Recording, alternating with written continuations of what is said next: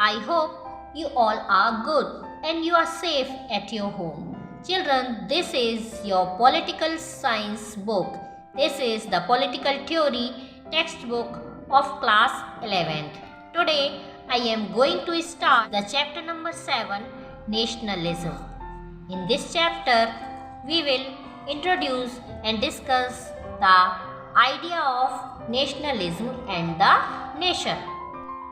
Our concern will be not so much to understand why nationalism has arisen or what functions it serves. Rather, our concern would be to think carefully about nationalism and assesses its claims and aspirations. After studying this chapter, you should be able to understand the concepts of nation and nationalism, acknowledge the strengths and limitations of nationalism, appreciate the need for ensuring a link between democracy and nationalism. इस chapter में हम nation और nationalism के idea के बारे में discussion करेंगे। हम इस चैप्टर में ये नहीं समझेंगे कि नेशनलिज्म को किस प्रकार से शुरुआत हुई और इसके फंक्शंस क्या हैं, बल्कि हम नेशनलिज्म की क्या एस्पिरेशंस हैं और केयरफुली इसके बारे में किस प्रकार से सोचा जा सकता है, क्या क्लेम्स इसके हैं, इस एसेट्स इसके क्या हैं, इन सब के बारे में हम डिस्कशन करेंगे। से हम समझेंगे कॉन्सेप्ट नेशन और नेशनलिज्म के क्या हैं वह हम समझ पाएंगे, साथ ही साथ नेशनलिज्म की क्या लिमिटेशन है और क्या स्ट्रेंथ्स है ये भी हम समझ पाएंगे, और डेमोक्रेसी और नेशनलिज्म दोनों ही में क्या लिंक है और इनकी क्या ज़रूरतें हैं इसको भी हम इस चैप्टर में समझेंगे। इस चैप्टर को समझने के लिए मैं आपके सामने कुछ इम्पॉर्टेंट पॉइंट्स लेकर आई हूँ, कुछ फैक्ट्स लेकर आई हूँ जिसके द्वारा आप इस चैप्टर को समझ सकेंगे। तो let's start. The nationalism is a sense of an independent nation that is combined together for the achievement of common goal. The persons of a nation are known citizens of a country to enjoy political and civil rights, to obey the laws of country. Children, nationalism क्या है?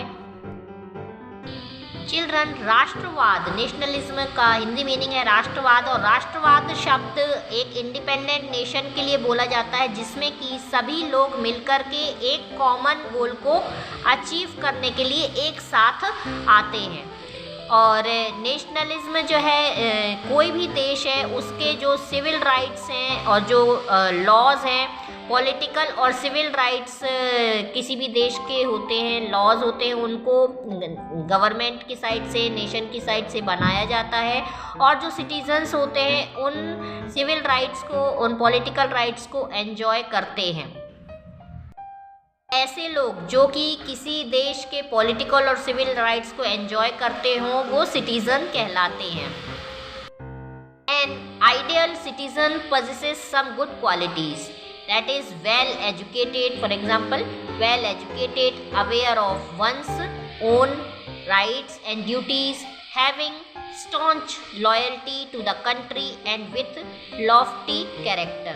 तो good citizens की भी कुछ qualities होती हैं। एक good citizen कौन कहलाएगा? जो कि वेल एजुकेटेड हो, अपने ड्यूटीज़ और अपनी राइट्स के प्रति वेल अवेयर हो, अच्छी तरह से जानता हो कि क्या मेरी ड्यूटीज़ हैं, क्या मेरी अधिकार हैं, और इसके साथ साथ वो देश के प्रति मतलब पूरी तरह से वफादार हो और एक अच्छा कैरेक्टर हो, तभी वह एक गुड सिटीजन कहलाता है, एक आइडियल आदर्श सिटीजन नागरिक कहलाता है।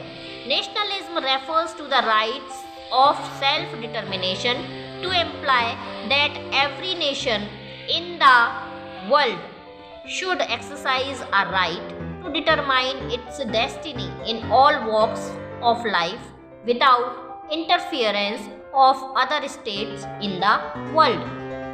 नेशनलिज्म जो है वो सेल्फ डिटर्मिनेशन को का अधिकार रखते हैं, मतलब कि कोई दूसरी वर्ल्ड की कोई भी दूसरा स्टेट, कोई भी दूसरा देश उनके जो भी वर्क हैं, जो भी अधिकार हैं, उनमें इंटरफियर ना कर सके और जो नेशन है वो फ्रीली अपने देश को चला सके, रन कर सके। तो यह नेशनलिज्म कहलाता है। नेशनलिज्म को यह चीज़ रेफर करती है। Every nationalist is supposed to perform some duties.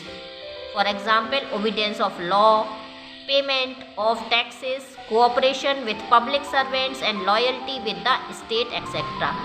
Her nationalist जो होता है वह अपनी ड्यूटीज़ को अच्छी तरह से परफॉर्म करता है, मतलब कि कानून को वो पालन करेगा, टैक्सेस समय पर उसे भरना चाहिए, पब्लिक सर्वेंट्स जो होंगे उनके साथ कोऑपरेशन करेगा, मतलब जो कि हमारे लिए ही काम करते हैं लोग, गवर्नमेंट की जॉब हो या फिर दूसरी तरह के जॉब हैं, उनमें उनके लिए कोऑपरेशन करना और अपने देश के प्रति वफादारी रखना, ये सारी चीज़ें जो है वो नेशनलिज्म के अंडर में ही आती हैं। State and society are distinct from each other.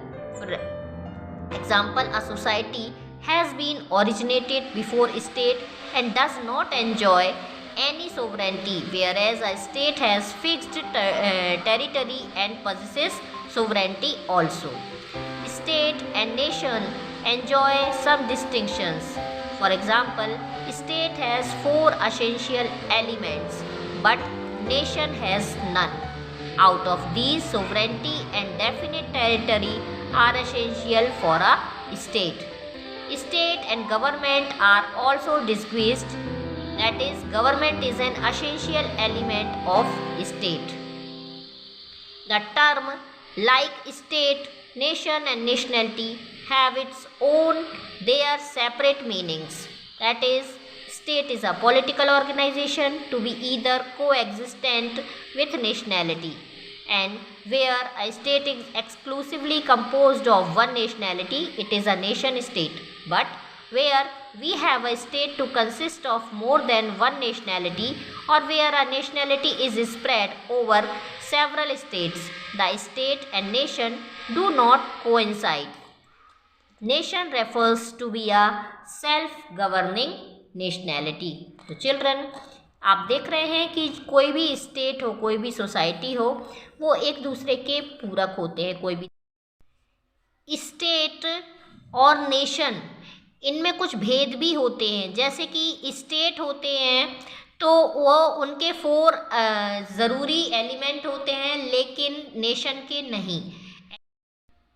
State and government दोनों ही विशिष्ट होते हैं, विशेष होते हैं, और गवर्नमेंट जो होती है वो स्टेट का एसेंशियल पार्ट होती है।